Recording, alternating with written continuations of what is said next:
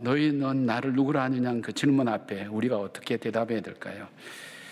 첫 번째는 예수님께서 그리스도시며 하나님의 아들이심을 고백해야 됩니다. 여러분, 이것은 신앙생활에 있어서 가장 기초가 되는 고백입니다. 만약에 이 기초가 흔들린다면 우리의 신앙생활 모두가 사실은 이 사상누각처럼 모래 위에 세운 지가 마찬가지입니다. 그래서 조금만 어떤 문제가 생겨도 쉽게 무너져 내릴 수밖에 없습니다.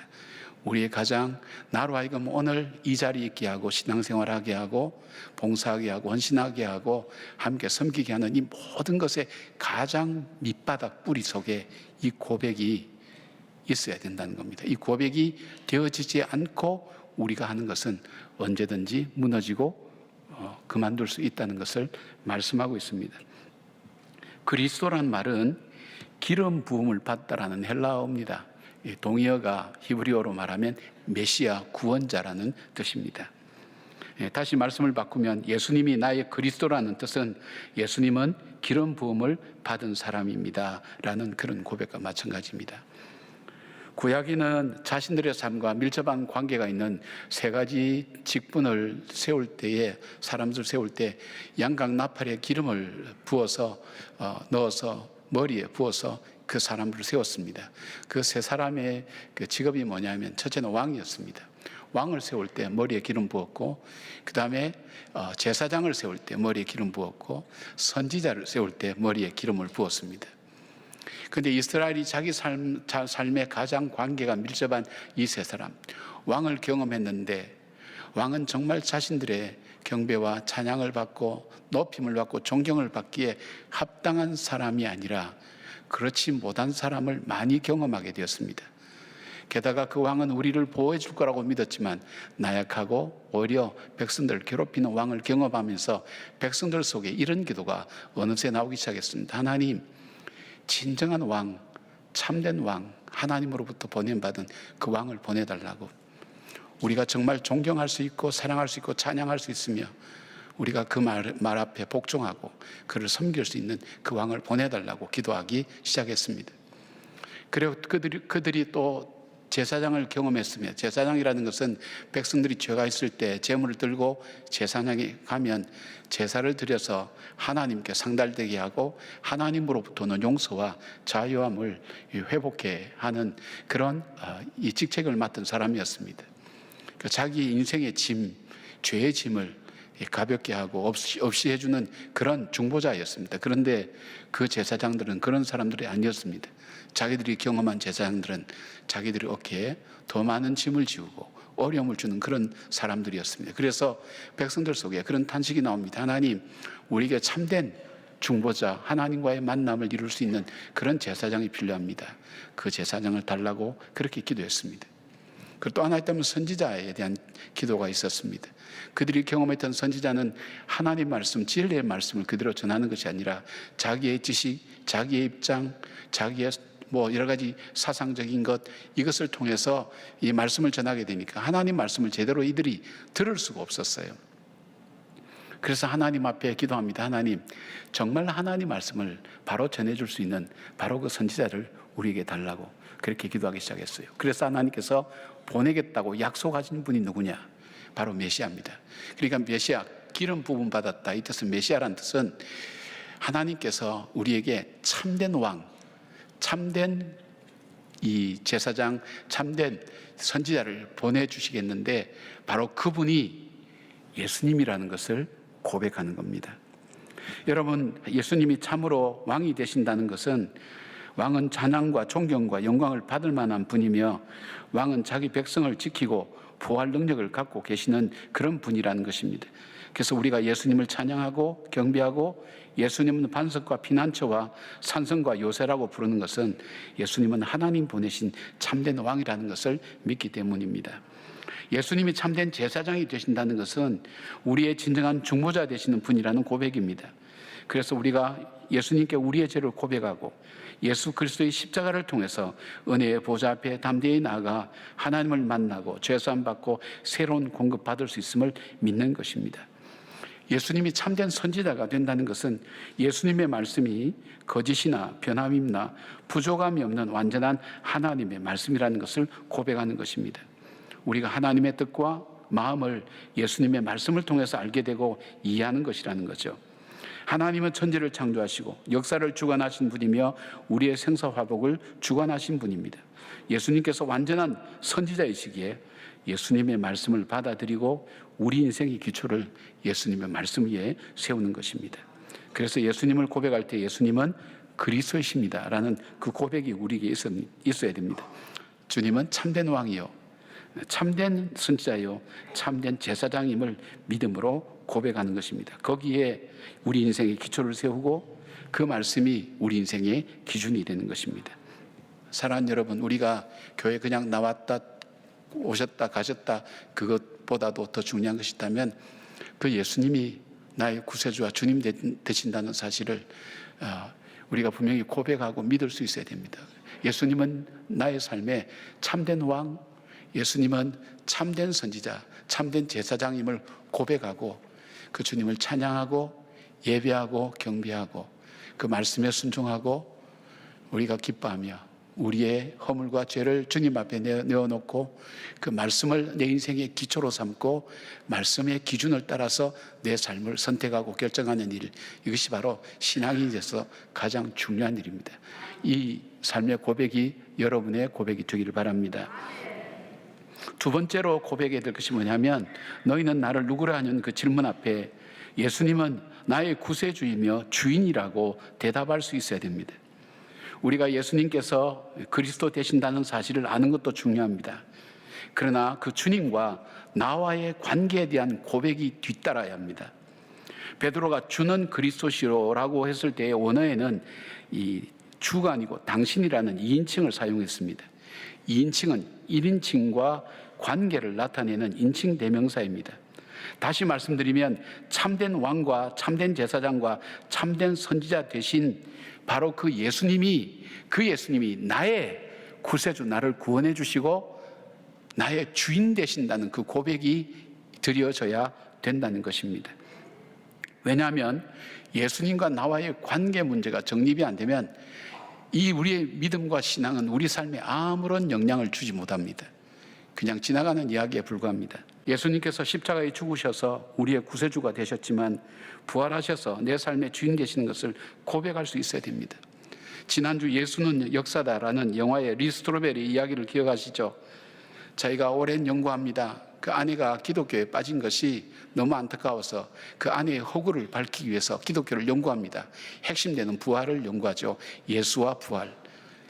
그는 대학에서 저널리즘을 공부하고 법학을 공부한 사람처럼 정말 주도 면밀하게 자료를 찾아서 하나하나 21개월 동안 집중적으로 연구를 합니다. 2200편의 논문을 읽었습니다. 그리고 그가 내린 마침내 그도 거절할 수 없는 분명한 사실, 예수 그리스도는 역사적 인물이라는 사실과 예수는 부활했다는 사실을 그가 인정하지 않을 수 없었습니다. 인정했습니다. 그러나 자기 삶에는 아무런 영향을 주지 못했습니다. 여러분, 예수 믿고 나면 삶이 더 힘들어지거든요. 차라리 예수 안 믿으면 편한데 믿고 나고 알고 나면 참 힘들어져요. 왜냐하면 진리를 받기 때문에 마음속에 갈등이 생기는 겁니다. 그리고 자기의 살아가는 삶에 사사건건 어려운 문제들이 닥치기 시작하고 아내와의 충돌도 심해지고 믿음으로 사는 아내와 이 가치관이 다르니까 자기 마음에 들지 않으니까 괴로운 겁니다. 내가 왜 이리 내 인생이 허무하고 어려울까 힘들까. 전에는 내가 가장 잘 나가는 사람 중에 한 사람이었는데 그렇게 생각하면서 친구가 전해준 그 말씀을, 성경 말씀을 기억합니다. 요한복음 1장 12절 영접하는 자 곧 그 이름을 믿는 자들에게는 하나님의 자녀가 되는 권세를 주셨으니. 이번이 영리하니까 생각합니다. 영접한다는 것이 뭘까? 영접한다는 것, 영접해야만이 이루어지는 일들이 뭘까? 나는 예수님이 실제 인물이고 예수님 부활했다는 사실을 나는 인정하고 받아들여. 그러나 그분이 나의 구세주와 주님 되시는 것을 내가 영접해야 된다는 것을 그분이 깨닫게 되고 그 예수 그리스도를 나의 구세주와 나를 구원해 주셨고 내 인생의 주인이라는 것을 그가 받아들입니다. 그때에 성령께서 그 마음을 조명해 주셔서 그가 얼마나 죄인인가 하는 것을 보여주기 시작했습니다. 그가 회개하면서 성경을 읽기 시작합니다. 예배에 참석하기 시작합니다. 예배를 참석하면서 그에게 있어서 변화가 일어나기 시작했습니다. 삶의 변화가 일어났습니다. 그건 뭐냐면 제일 먼저 변화 일어나는 것은 가치관이었습니다. 사람은 가치관에서 움직이거든요. 여러분이 오늘 이 자리에 온 것은 여러분이 이 자리를 가치 있게 여겼기 때문에 다른 어떤 것보다 오신 겁니다. 이걸 가치관이라고 얘기합니다. 근데 이 가치관이 바뀌면서 삶의 우선순위와 중요한 것이 그의 삶에 바뀌기 시작했습니다. 그리고 그의 성격도 바뀌어 나갑니다. 그리고 삶의 태도도 달라집니다. 삶의 태도도 달라지면서 사람들 대하는 것도 달라지고 인생을 살아가는 삶의 모습도 달라지고 자녀를 양육하는 것도 옛날에 자기가 생각했던 건 다르게 이제 바뀌어지기 시작합니다. 아내와 하나가 되기 시작하고 부부간의 대화가 되기 시작하고 자기 삶 속에 평안이 임하게 되는 것을 경험하게 됩니다.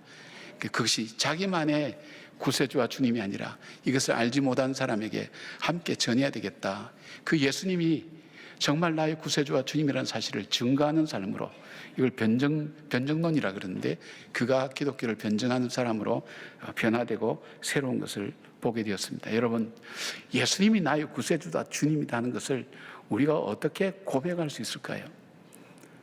제일 먼저 고백할 수 있는 우리의 생활과 삶 가운데, 우리 일상 가운데 드리는 이 고백이 뭘까요? 아까 리스토벨이 얘기했던 가치관의 변화가 어떻게 일어나느냐. 제일 먼저 예배가 우리에게 참 중요합니다. 예배를 여러 가지로 해석하는 분들이 많습니다. 그런데 예배에 그냥 단적으로 정확하게 말씀드리면 이 시간에 나는 죽고 내 안에 그리스도께서 다시 살아나는 것입니다.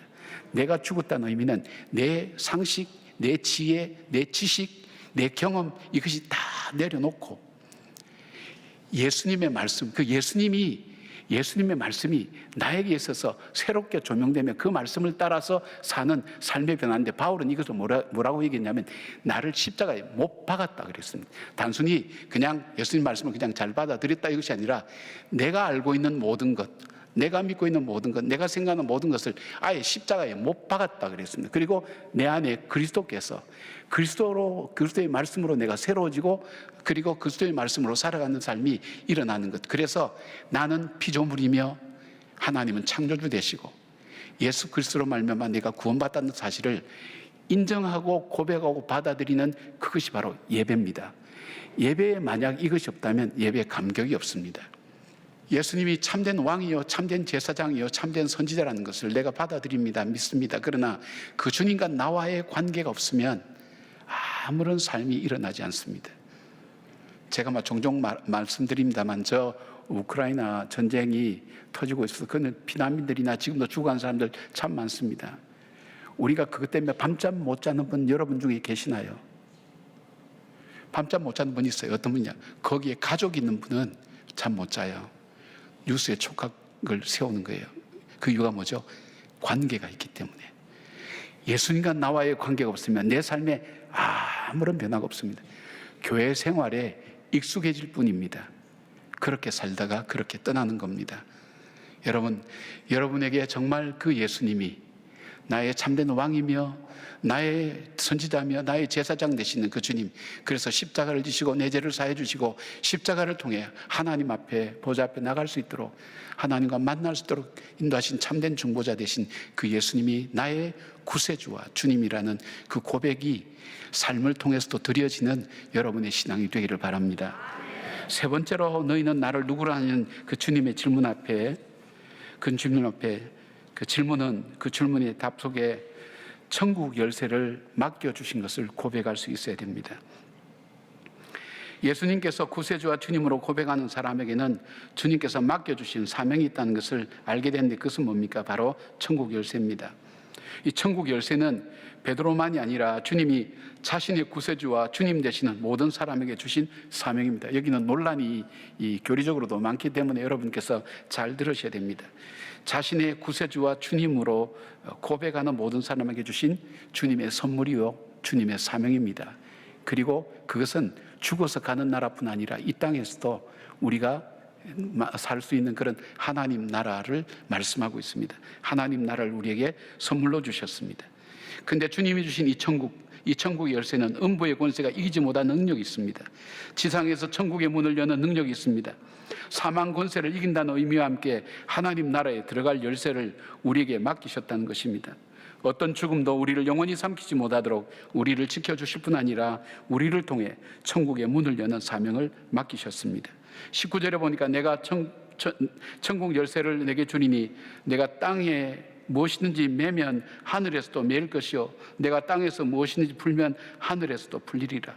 내가 살아가는 이 땅 현실 속에서도 이루어져가는 하나님의 나라의 귀한 열쇠를 우리에게 주셨다는 것입니다. 우리가 그래서 전도하고 행복 모임하고 선교하는 이유가 그렇습니다. 사망 권세의 지배하에 살아가면서 영원한 지옥을 갈 수밖에 없는 사람들에게 천국에 들어갈 열쇠를 주셨다는 것을 믿을 수 있기 때문입니다. 뿐만 아닙니다. 다른 사람에게 천국 문을 열어주는 사명이 있다는 것을 말씀하고 있습니다. 이동호 목사님 설교 중에 나오는 이야기인데 여러분께 꼭 소개했으면 좋겠다고 생각되었습니다. 오래전에 일본 수도인 동경을 사업자 방문한 세 친구가 있었다고 합니다. 그들은 일본에서 화려하기로 소문난 긴자거리에 가까운 30층짜리 제국 호텔에 숙소를 정하였습니다. 기왕이면 도시의 전경을 잘 관찰할 수 있는 제일 높은 층 30층 특실에 방을 정한 다음에 짐을 풀고 긴자거리 야간 투어에 나섰습니다. 식사도 하고 차를 마시고 여기저기 둘러본 그들은 밤 11시경에 호텔에 들어왔습니다. 그런데 예기치 않는 사고가 자기들을 기다리고 있었습니다. 그것은 호텔이 전기 고장으로 말미암아 엘리베이터가 작동하지 않는다는 것입니다. 수리하는 시간이 꽤 걸릴 것 같아서 그 프론트 데스크에서 얘기하는 것이 손님들 죄송합니다마는 시간이 걸리는데 로비에 임시 숙소를 마련했으니까 그곳에 머물러도 괜찮으시고 아니면 30층을 걸어서 올라가셔야 됩니다. 그렇게 안내해 주는 겁니다. 세 사람이 의논했습니다. 우리가 이왕에 일본까지 와서 야경도 볼 겸 또 30층 꼭대기에 우리가 숙소를 잡았는데 어려워도 좀 힘들어도 올라가자고. 그러니까 어떻게 하면 이 30층을 잘 올라갈까? 이들이 지혜를 냈습니다. 그래서 한 사람에게 너는 1층부터 10층까지 어릴 때 얘기만 주로 해라. 주로 어릴 때 얘기를 우리가 선으로 나누자. 11층부터 20층까지 너는 슬픈 얘기, 힘들었던 얘기, 그런 아픈 얘기들 좀 나누어라. 그리고 21층부터 3층 너는 재밌는 얘기, 웃기는 얘기를 해라. 세 사람이 분담해서 그렇게 해서 이제 올라가기 시작합니다. 뭐 얘기하다 보니까 어릴 적에 뛰놀던 이야기들, 친구들과 싸운 이야기, 뭐 요즘 우리말로 하면 수박밭에 서리했던 얘기, 이런 얘기들 주고받으면서 하니까 숨은 차오르고 땀은 나는데 10층까지 금방 올라간 것 같습니다. 그 다음에 11층부터 올라가면서 슬픈 얘기, 힘든 얘기 하니까 마음이 같이 공감되고 같이 슬퍼하고 힘들어 하다 보면서 20층까지 올라가는데 숨이 더 턱까지 차오릅니다. 그리고 이제 즐거운 얘기하는데 웃다가 보니까 어느새 30층에 다 왔습니다. 우와, 다 왔다. 그리고 이들이 문 앞에 섰을 때 발견한 것이 하나 있었습니다. 아무도 열쇠를 갖고 오지 않았다는 겁니다. 여러분, 이것이 우리 인생의 이야기를 들려주는 것과 마찬가지 아닐까요? 우리는 어릴 때 즐거운 친구들과 어울려서 살기도 하고 추억도 쌓고 그렇게 살아갑니다. 그러다가 인생을 살아가면서 슬픈 일, 힘든 일, 어려운 일, 죽고 싶은 일들을 여러 가지로 경험합니다. 그리고 때로는 즐거운 일도 경험하면서 살아가다가 우리 인생이 언젠가는 그 마지막 어느 순간에 우리는 서야 되는 바로 그 시점이 있습니다. 우리에게 그 시간이 주어질지, 마지막 인생을 정리할 시간 주어질지 아니면 어느 날 갑자기 갈지 우리는 아무도 알지 못합니다. 아무튼 그러나 분명히 우리는 우리의 인생을 정리해야 될 시간이 있습니다. 그 마지막 그 순간 우리에게 어디로 가야 될지, 호텔 문을 여는 열쇠가 없는 것처럼 우리가 어디로 가야 될지 알지 못하고 그냥 무엇을 해야 될지 알지 못하는 그 상황 속에 처한다면 얼마나 안타깝겠습니까? 모세가 얘기한 것처럼 우리의 인생은 수고와 슬픔밖에 없습니다. 사랑하는 여러분들, 여기 연세 많으신 어른들, 걸어오신 걸음을 발자국을 찍는다면 단단한 땅이라 할지라도 걸어온 자국마다 발자국이 푹푹 패여 있지 않겠습니까? 한 걸음 한 걸음 쉽게 살아온 인생이 있습니까? 그렇게 고생하면서 살았는데 그 인생의 마지막 그 자리에 섰을 때 내가 어디로 가야 되지? 그걸 모른다면 우리가 어떻게 할까요? 저는 직업상 직업상 이 마지막 임종을 앞둔 사람들, 대부분 다 숨이 넘어가기 직전에 있는 사람들 많이 만나지만, 그러나 약간의 시간을 갖고 대화할 수 있는 사람 만날 때 그분들에게 가장 많이 들었던 대화 중에 하나가, 목사님 나는 어디로 가는지 모르겠어요. 목사님 나는 어디로 가죠? 불안해하고 두려워하는 모습을 많이 발견합니다. 그에겐 천국 열쇠가 없었습니다. 예수를 잘 믿었는데도 불구하고 구원의 확신이 없는 거예요. 그 신앙 고백이 없이 살은 거예요. 그냥 교회 생활만 열심히 한 거예요. 그러다 보니까 인정받고 그래서 장로도 되고 다 될 수 있고 또 은혜 받았다 해서 목사도 되고 했지만, 그러나 그 내용적인 거 없는 거예요. 막상 그 앞에 인생을 정리하는 마지막 순간, 이제 모든 것이 끝나는 그 순간에 덜컥 겁이 나는 거예요. 나는 어디로 가지? 우리가 그래서 심판, 지옥의 세계로 간다면, 고통의 세계로 간다면 얼마나 그 인생이 억울하겠습니까? 살아서도 억울한데 죽어서까지 그렇게 고통과 영원한 고통이 있는 지옥으로 간다면 얼마나 안타깝겠습니까? 지난주에 우리 권사님 장례가 있어서 잠깐 조문을 하게 됐습니다. 우리 권사님. 근데 권사님을 이 사진을, 교적부 사진 보니까 옛날에 찍은 사진이에요. 얼굴은 아줌마인데 실물은 할머니예요. 그러니까 제가 분별해 낼 수 있겠습니까? 저도 이제 장례식장 갈 때는 마스크 끼고 가니까 잘 몰라봐요. 그래서 권사님 같아서 권사님이시죠? 그랬더니 누구시죠? 그랬어요. 그 질문에 대답하는 것도 참 신선한 마음이 들었어요. 저 담임 목사입니다. 그랬더니, 그래서 위로한다고 그랬어요. 권사님, 남편이 먼저 떠나셔서 어떡해요? 그랬더니 이 권사님 얼굴을 밝게 웃으면서, 목사님, 좋은 곳에 갔는데 왜 걱정하세요? 제게는 신선한 충격이었어요. 그분에게는 그 확신이 있는 거예요. 슬퍼하고 안타까워하는 것보다도 그분은 고생하다가 더 좋은 곳에 가셨는데 왜 걱정하세요? 그 권사님의 대답이 제 마음속에 남았어요. 지난 주일 날 우리가 세례식 베풀 때에 85 된 할머니 한 분이 오셨어요. 우리 청춘교실에서 오신 분들이에요. 청춘교실에서 얼마나 전도를 많이 하는지요. 세례를 받는데 표정은 굳었지만 진지했어요. 왜요? 이 85까지 그 인생 살아온 동안 자기가 믿어온 게 따로 있었잖아요. 살았던 삶의 방식이 있잖아요. 이걸 바꿔야 되니까 얼마나 이것 자체가 놀랄만한 일이겠어요. 진지했어요. 90된 할아버지가 오셨는데, 휠체어를 타고 오셨는데, 그분은 요양병원에서 계신 분이에요. 근데 세례 받기 위해서 요양병원 허락을 맡아서 휠체어 타고 오셨어요. 세례를 받으세요. 얼굴이 밝았어요. 소망이 있었어요. 사랑하는 여러분, 우리는 언젠가는 우리의 삶이 끝납니다. 그때 하나님의 심판이 있고, 죽음은 정하는 것이요 그 정한 후에는 심판이 있다고 성경은 말씀합니다. 그리고 영원한 천국과 지옥으로 나누어집니다. 물론 우리 하나님 나라는 우리가 살아서 또 경험할 수 있는 하나님 나라입니다. 그러나 온전한 하나님과 함께하는 그 나라에 갈 때에 우리가 준비가 안 돼 있다면 어떻게 될까요? 우리에게는 보통 어려운 부분이 아니죠. 사랑하는 여러분, 여러분이 이 신앙 고백을 다시 좀 확인할 수 있었으면 좋겠습니다.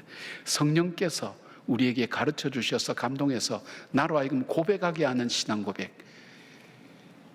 예수님이 참 왕이요, 참 선지자요, 참 제사장이라는 사실을 아는 지식. 그러나 그 지식에 플러스 더해서 그분과 나와의 관계는 어떤 관계인가?